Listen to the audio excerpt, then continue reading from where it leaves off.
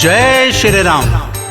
भक्तों, आज हम तुम्हें सीता स्वयंवर की पावन कथा सुनाने जा रहे हैं। भक्तों, ये बात उस समय की है जब गुरु विश्वामित्र राम लक्ष्मण को अपने साथ वहां लेकर आए जहां बड़े बड़े राक्षस उत्पात मचा रहे थे। तब भगवान राम ने उन राक्षसों का वध किया। ऋषि विश्वामित्र बहुत प्रसन्न हुए। राम लखन से बोले, अब शांति से हम लोग मिथिला के राजा जनक के यहाँ जा सकेंगे। पुत्र राम, वहाँ जनक जी बहुत बड़ा यज्ञ करा रहे हैं, आप भी हमारे साथ चलिए।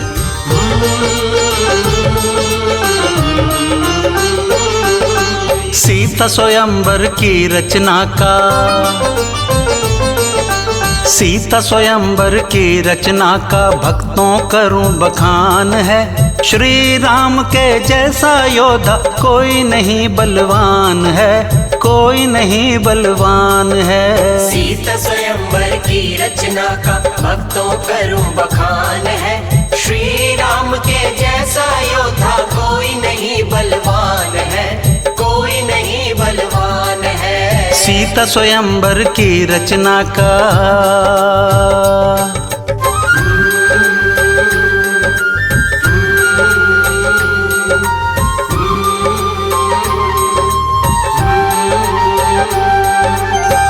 जब श्री राम ने पूछा, गुरुवर, हम राजा जनक के यहाँ क्यों जा रहे हैं? विश्वामित्र जी ने राम को बताया, वहाँ एक विचित्र धनुष है, आज तक कोई वीर उसे उठा तक नहीं पाया, तुम भी उसे देख लेना।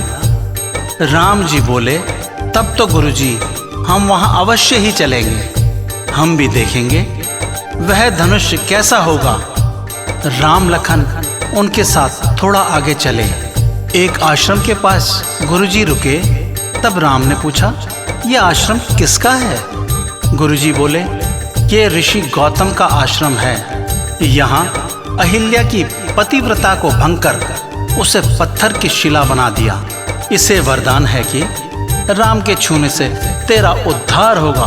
प्रभु राम ने उस शिला को छूकर अहिल्या का उद्धार किया।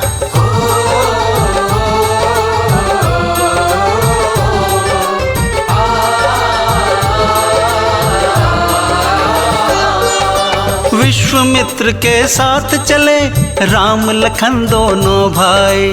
राजा जनक के द्वारे पहुँचे ऋषि के संग में रघुराई।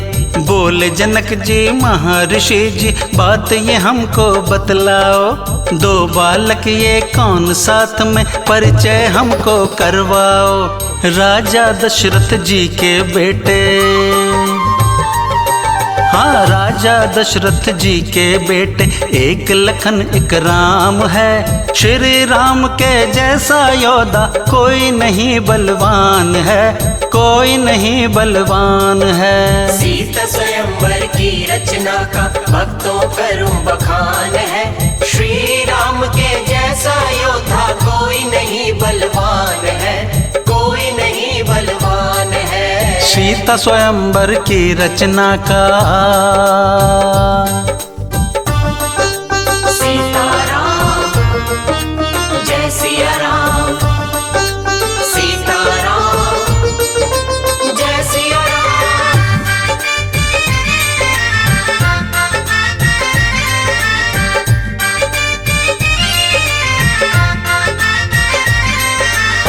राजा जनक ने विश्वामित्र का बड़े ही धूमधाम से स्वागत किया।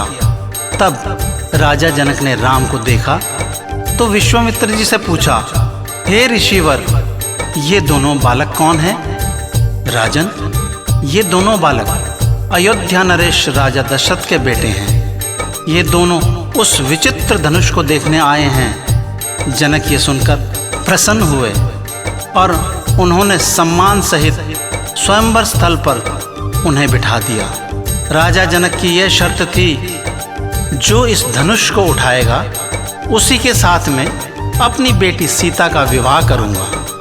बड़े बड़े योद्धा वहां आए, पर किसी से भी वो धनुष हिला तक नहीं। ये हाल देख जनक जी बहुत दुखी हुए।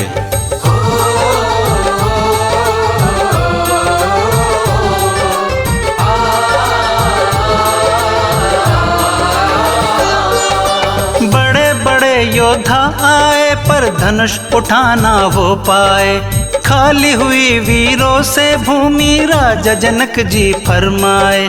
शक्तिहीन हुए वीर सभी, कोई वीर नजर ना अब आए। सुनी बात जब जनक राज की, राम क्रोध में भर आए। तोड़ दिया फिर धनुष राम ने,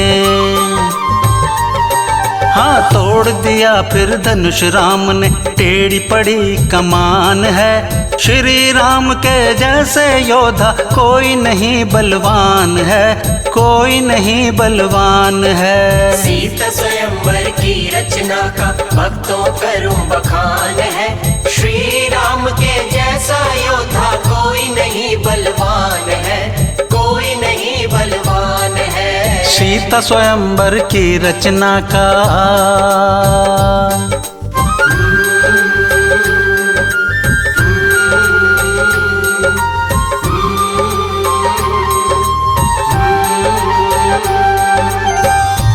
जब गुरु से आज्ञा लेकर क्रोध से भरे राम ने अपने दोनों हाथों से धनुष को पकड़कर जैसे ही उस पर प्रत्यंचा चढ़ाया तो तड़ाक से उस धनुष के 2 टुकड़े हो गए।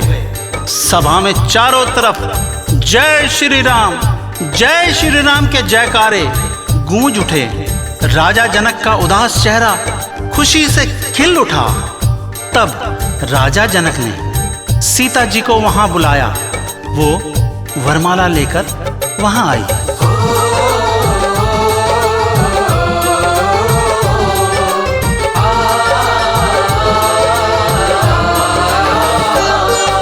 सीता जी को किया इशारा, वरमाला वो ले आए। श्री राम के गले में डाली, मंद मंद वो मुस्काए। अपने प्रिय प्रीतम को पाके जनक दुलारी हर्षाए। धन्य धन्य है भाग्य सिया का, राम की पत्नी कहलाई। भरी सभा में श्री राम को, हाँ भरी सभा में श्री राम को मिला बहुत सम्मान है। श्री राम के जैसा योद्धा कोई नहीं बलवान है, कोई नहीं बलवान है। सीता स्वयंवर की रचना का भक्तों करूं बखान है, श्री राम के जैसा योद्धा कोई नहीं बलवान है, कोई नहीं बलवान है। सीता स्वयंवर की रचना का सीताराम जय सिया राम, सीताराम जय सिया राम।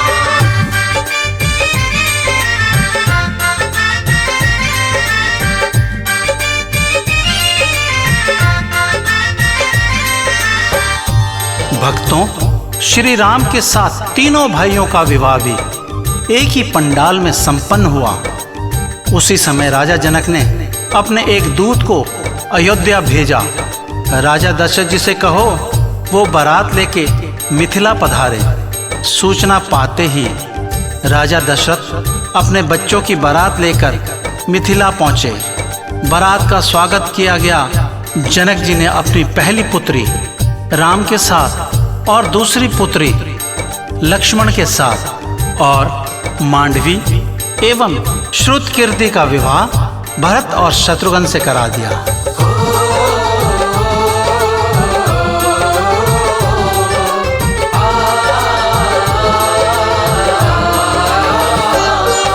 सीता स्वयंवर सफल हुआ तो राजा भारी हर्षाए। भेज संदेशा दशरथ को, फौरन बारात वो ले आए। विवाह सूत्र में बन जाते हैं राम लखन चारों भाई।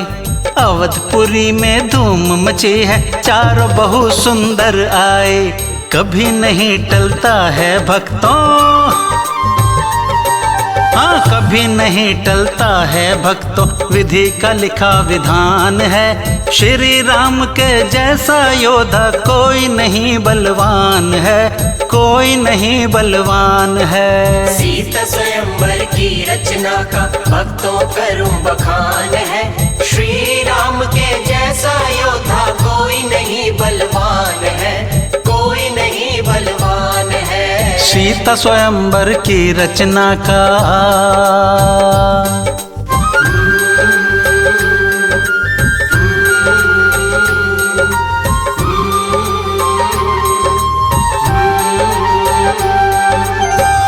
भक्तों, चारों भाई विवाह के बाद अपने नगर अयोध्या में आए। वहाँ चारों बहुएं और चारों बेटों के स्वागत के लिए तीनों माताएं कौशल्या, कैकेयी, सुमित्रा द्वार पर थाली सजाकर टीके के साथ खड़ी थी। दास दासियां मंगल गीत गा रही थी। बहुत सी दासियां रास्ते में फूल बिछा रही थी। पंडित पुरोहित मंत्रों का उच्चारण कर रहे थे। ऋषि मुनि साधु संत दर्शन के लिए बेचैन हो रहे थे। सबसे पहले कौशल्या माँ ने अपने राम का टीका किया, सीता जी का सत्कार किया, बारी बारी सभी बेटों का तिलक किया, नई नवेली बहुओं का स्वागत किया।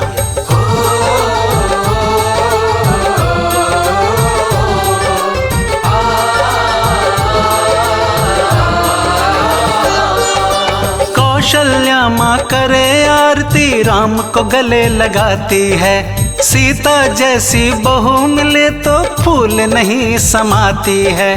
कैकेयी भरत की नजर उतारे बहू को हार पहनाती है। रानी सुमित्रा बहू बेटों को महलों में ले जाती है। भक्त स्वयंवर की ये गाथा,